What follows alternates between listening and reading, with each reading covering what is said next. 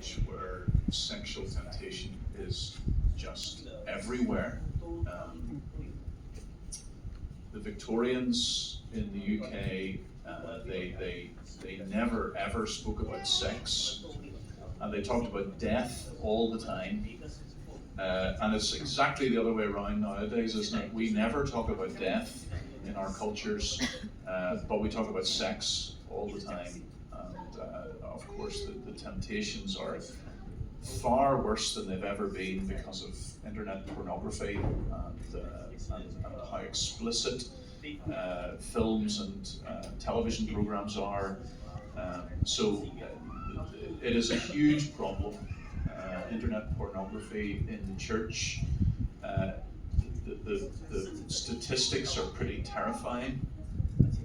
Excuse me. So that really there's very little difference between the church and the world, statistically speaking, in users of pornography, both male and female. So this is an urgent question, and it's one of the things that we need to deal with again and again. And it was lovely that our brother, at least as far as I could follow, my Mandarin's not great, but Joshua did a good job of translating this morning, and as far as I could make out, it was great that our brother was addressing these things this morning. I think one of the most important things to do in fighting against sexual temptation, and it is a fight, that's the language that the Bible uses. This is not something that we are just going to drift into. This is not something that is going to be easy. It's a fight. Jesus talks about ripping out your right eye and throwing it away, about cutting off your right hand if it causes you to sin, and that's what we need to do.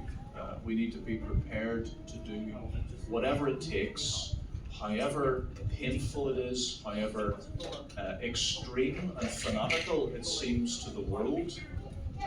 If that's what it takes to be holy, then that's what we have to do.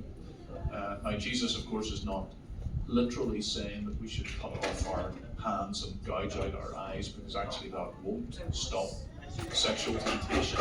But the point is, do whatever it takes to keep yourself holy. And so what that might mean for many people is that you don't have a smartphone. And that is like gouging out your right eye, isn't it? In our modern world today. How could you possibly manage without a smartphone? Well, it might be very, very, very difficult and inconvenient. But if it keeps you holy, then Jesus says it's worth it. If you just cannot be trusted to have a phone that can access pornography, then get rid of it. One of the things that is useful, is helpful, is software like Common Eyes that you can download. It will email a list of everything that you look at on the internet to an accountability partner, your wife, husband, close friend, pastor. That has its place in terms of cutting off the right hand and gouging out the right eye. I think that's an example of what Jesus means. Maybe there's some cell phones they can get around that, or the software doesn't work on phones. There are always ways around a lot of these safeguards. Whatever safeguards you try to put in place, if you're really determined, you can get past them one way or another. But you want to make it as hard as possible to commit sin. You want to reduce as far as possible the stimuli that are coming to tempt you to sin.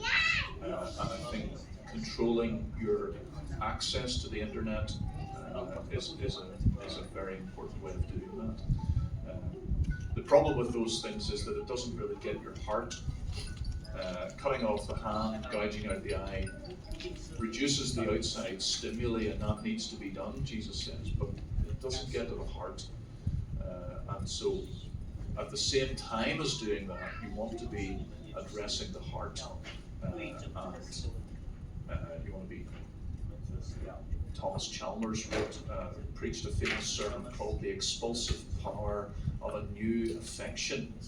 And what he was basically saying in that sermon was that if you love the Lord Jesus, and that love for Christ grows and grows, then that drives out the desire for sin.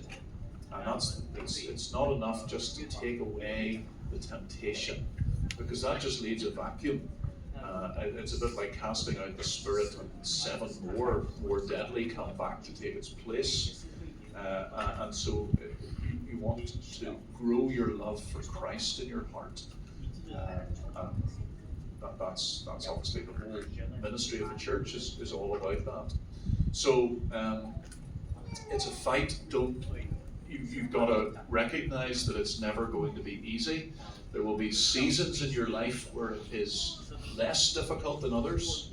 But I mean, I naively used to think when I was a young man, I can't wait to be married, because once I'm married, I will never again have any kind of sexual temptation. I mean, how stupid and naive was that? Maybe you think, well, when I'm 60 years old, when I'm 70 years old, then at last I won't have to fight against this temptation. Well, maybe there are some men who don't have to fight this temptation when they're older, but I haven't met any yet.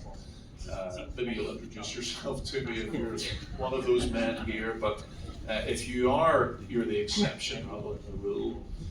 And it's not just men, of course. So, we stop thinking that this is going to go away eventually. It's never going to go away. We have to fight it. And a fight is a painful thing. It's a hard thing. And it takes determination, and it takes discipline. Otherwise you lose the fight. So, I think there's another chapter in the book on this as well, so I'll send that one too. Sorry, that's more than 1 minute. Thanks. I'm afraid we won't be able to get through all the rest of the questions. But, well, Pastor is still here, so we'll take the time to